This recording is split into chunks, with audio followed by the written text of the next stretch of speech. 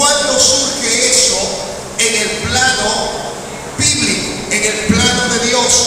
En primer lugar, esto comienza con un hombre llamado Noé. El altar comenzó con un hombre llamado Noé.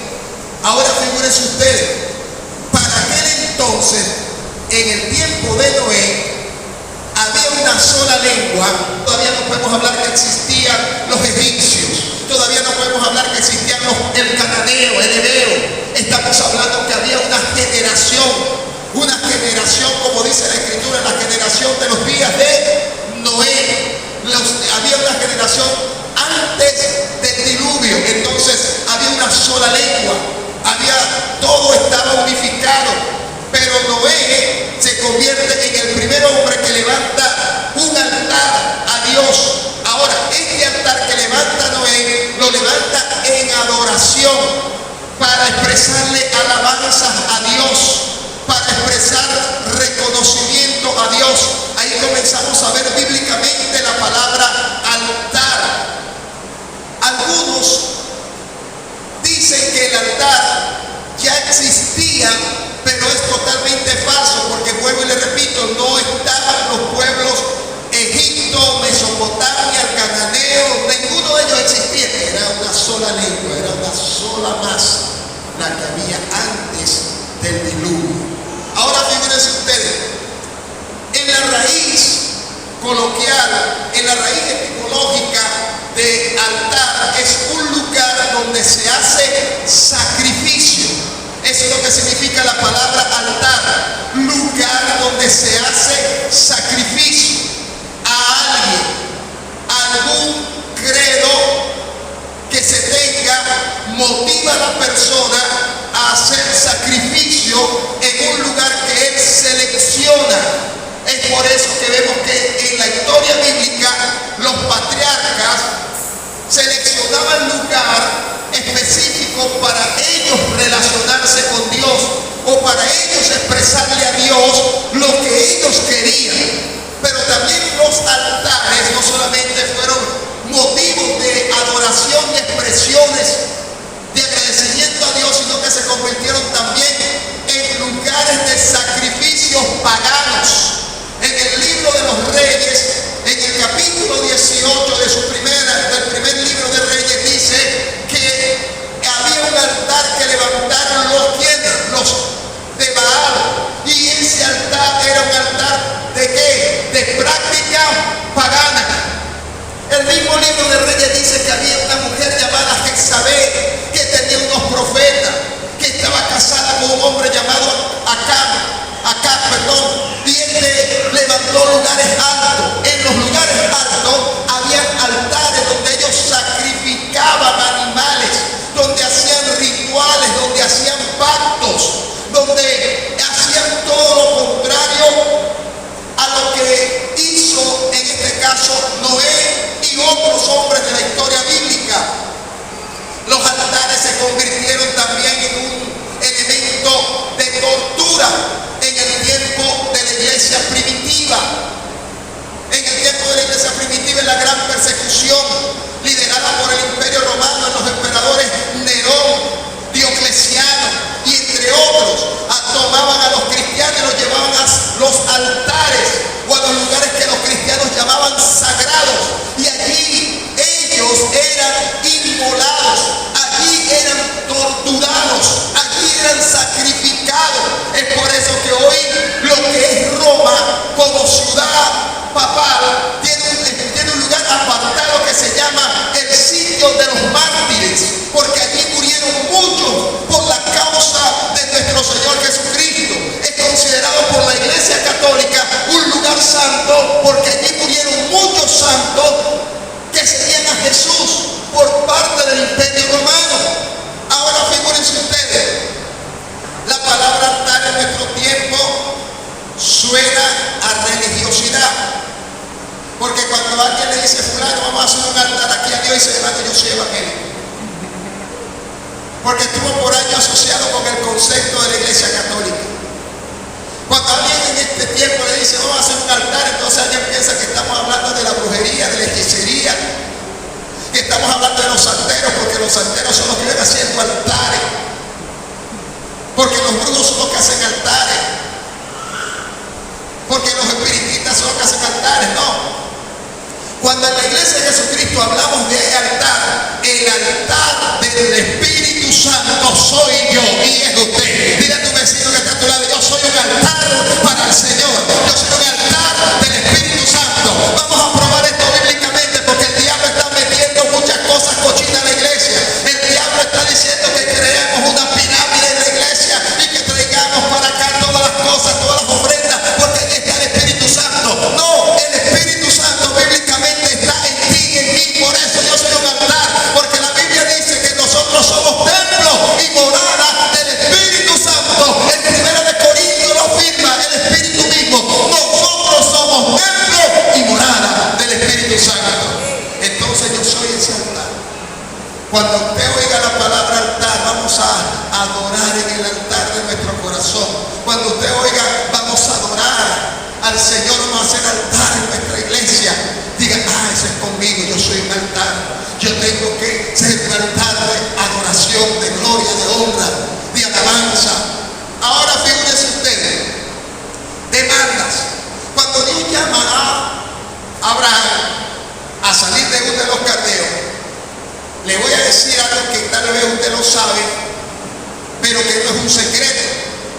Ur de los Caldeos era una nación pagana. Ur de los Caldeos no era una nación bendita. Era una nación que tenía idolatría. Era una nación que estaba golpeada duramente por las creencias de otros dioses. Pero Dios se le revela a Abraham. El Dios vivo se le revela a Abraham. El Dios vivo le habla a Abraham y le dice a Abraham: vete de tu casa, vete de tu parentela, sal de tu familia, salte del núcleo de tus amigos, salte del núcleo de esta ciudad, de esta nación, vete a la tierra que yo te voy a dar para que la poseas. Pero ahora vea esto: el que va a levantar altar a Dios, y aquí quiero que usted vaya tejiendo todos estos principios, lo vaya agarrando para edificación de su vida, necesita apartarse. Dile a tu vecino: apartarse. Dios apartó a Abraham para sacar de él un pueblo, una nación, para que se declarara la palabra: en ti serán benditas todas las familias de la tierra. Pero Dios también quería que Abraham se apartara. Ahora, la acción de apartar de Abraham está vista acá cuando Abraham obedece y se va de Ur de los Caldeos, ¿cierto? Se va de Ur de los Caldeos y se aparta. ¿Por qué se aparta? Porque Abraham entiende que tiene que consagrarse para Dios. ¿Por qué se aparta? Porque Abraham entiende que Dios lo está llamando. ¿Por qué se aparta? Porque Abraham entiende que Dios quiere tener relación con él y que él se va a convertir en ese templo. Él se va a convertir en ese hombre de adoración y alabanza a aquel que lo está llamando. Denle un fuerte aplauso al Rey de Reyes. Entonces, el que va a levantar altar tiene que entender la palabra apartarse. Apartarse. La Biblia dice no solamente que somos templo y morada del Espíritu Santo, sino que dice: seamos santos como el Señor es. Sí, hay que ser santos como el Señor es santo. Santo significa consagrarse. Santo significa dedicarse. Y nosotros fuimos dedicados, tenemos que estar dedicados para Dios. Me llama la atención que en el libro de Éxodo, en el capítulo número 29, cuando se está construyendo el tabernáculo y todas sus implicaciones, el altar, los instrumentos a utilizar, las cortinas, el revestimiento en oro, en bronce, todo esto, Dios le dice a Moisés: prepara un aceite, que ese aceite se va a llamar el aceite de la unción. Y Dios le da a Moisés todo lo que son, vamos a decirlo así, los añadidos. ¿Cómo lo va a hacer? ¿Qué va a llevar? Pero le dice a Moisés esto, le dice: pero este aceite es único, nadie lo va a poder imitar, nadie va a poder hacer otro aceite, nadie va a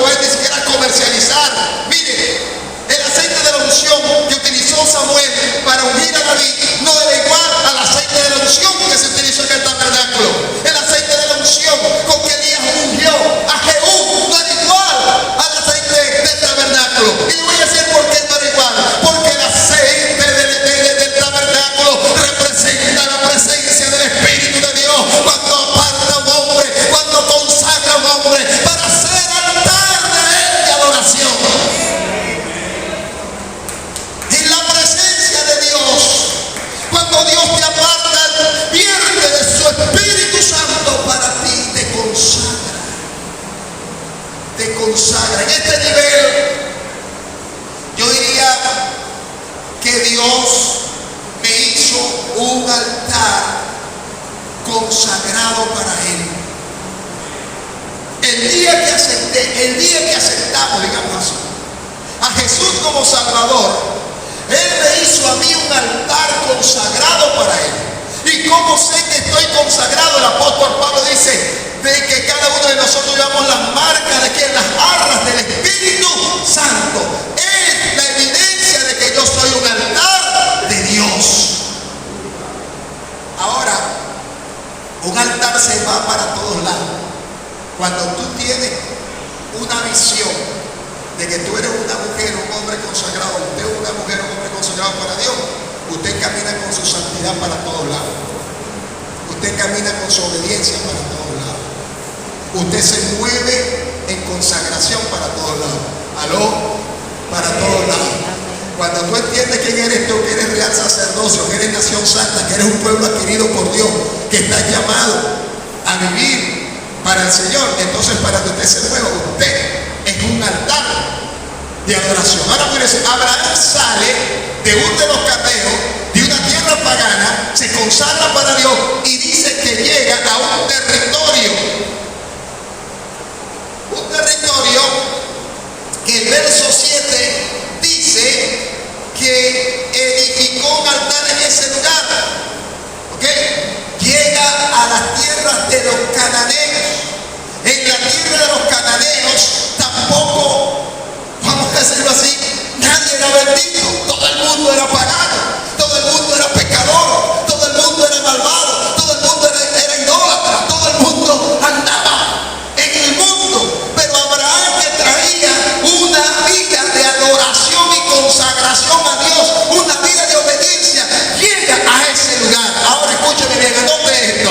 Es posible que de repente usted, el diablo o alguien le dijo, es imposible ser evangélico en esta sociedad donde estamos. Es imposible vivir una vida consagrada en estos tiempos. Yo no voy a decir que eso es mentira del diablo. Usted puede ser cristiano evangélico, ungido, lleno por el Espíritu Santo en un hervidero de gusanos. Porque si usted se consagró para Dios, su corazón va a estar apretado por la presencia de quien lo llamó. Usted puede consagrarse a Dios en cualquier época, en cualquier tiempo. ¿Sabe? Cuando Abraham llega a las tierras del Cananeo, lo primero que yo creo que él vio, y esto no lo dice la Biblia, pero esto sí lo veo yo dentro del punto del estudio y del análisis, que los pueblos de allí eran paganos, eran perversos. Pero Abraham no cambió su vida, Abraham no cambió su corazón, Abraham no cambió su alma, Abraham no cambió su estilo de pensamiento. Yo puedo estar con esta persona, puede ser mi mejor amigo, mi mejor vecino, mi mejor compañero de trabajo, pero si él tiene un corazón perverso, un corazón desviado, un corazón que no le agrada a Dios, hermano, no significa que yo me voy a unir a él. Yo debo mantenerme en la misma postura donde el Señor me ha llamado y me ha escogido. Soy un altar. Amén. Soy un templo y morada del Espíritu Santo. No importa que yo esté aquí en la tierra del Cananeo, yo estoy claro que Dios me llamó a ser santo. Ahora mire, en tierra de pecadores, esto me gusta más y a usted también le gusta. En tierra de pecadores, de gente que anda haciendo lo malo, no es imposible tampoco edificar altar. Porque Abraham estaba en tierra de los cananeos, y usted lee el verso 7, ¿qué dice el verso 7?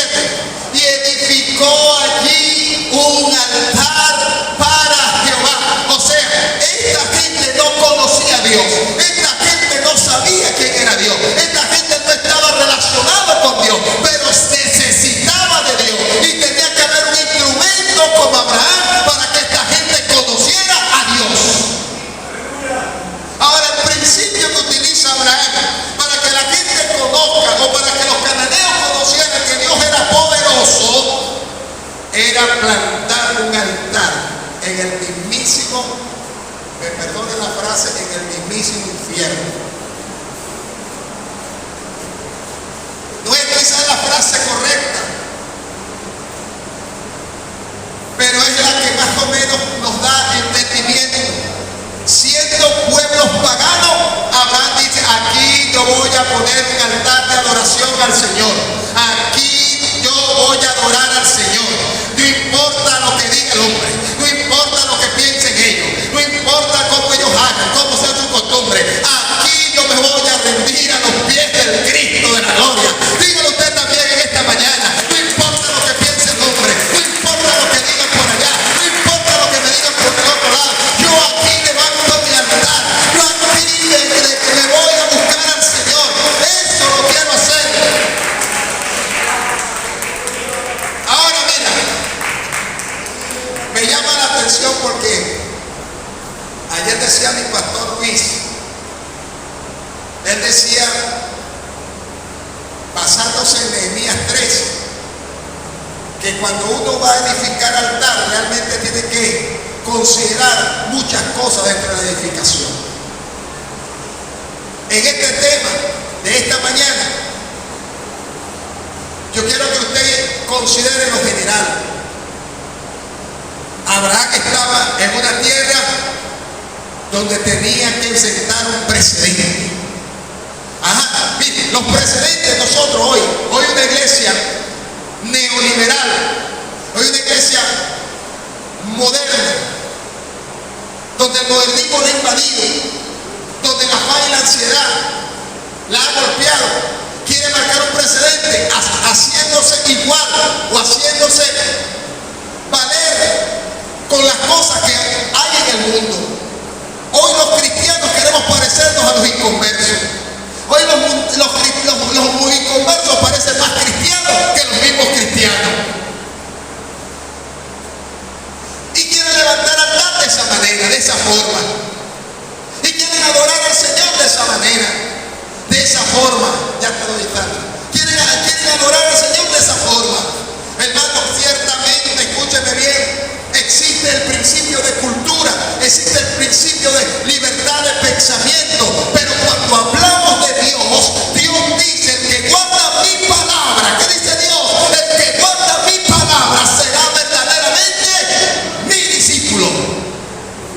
Y Él nos dice que nosotros tenemos que guardar la palabra, pero cuando hablo del tema de altar y de algunos cristianos que quieren poner altar y quieren seguir haciendo lo malo,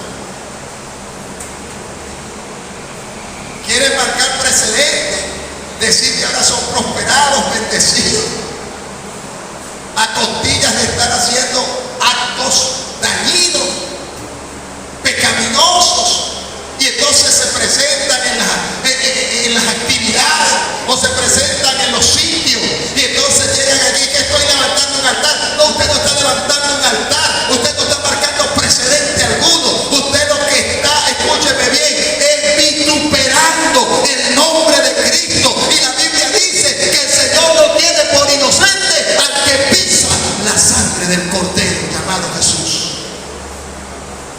Y eso se está viendo hoy. Gente que no entiende esto, pero que usted lo entiende, ¿verdad? Usted entiende que hoy usted es un altar que tiene que ser un altar de precedente, que marque un precedente en este tiempo. Este tiempo es bien difícil, pero un creyente que no esté situado en lo que es el temor a Dios y de lo que somos, templo y morada del Espíritu Santo, diría: esta me la mandó el Señor. ¿Qué Señor te la mandó? Fue el diablo para mancillar el nombre del Señor. Te la mandó fue el diablo para que tu testimonio se volviera trozo, pedazo. Te la mandó fue el diablo porque Él no quiere que tú seas salvo. Denle un fuerte aplauso al Rey de Reyes.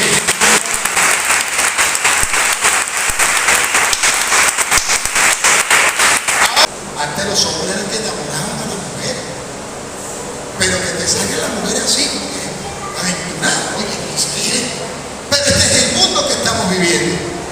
Esto fue lo que Jesús dijo, como en los días de Noé. Pero aquí se necesita un altar. Ser un altar y permanecer edificando altar. Aquí viene la segunda parte de esta segunda parte.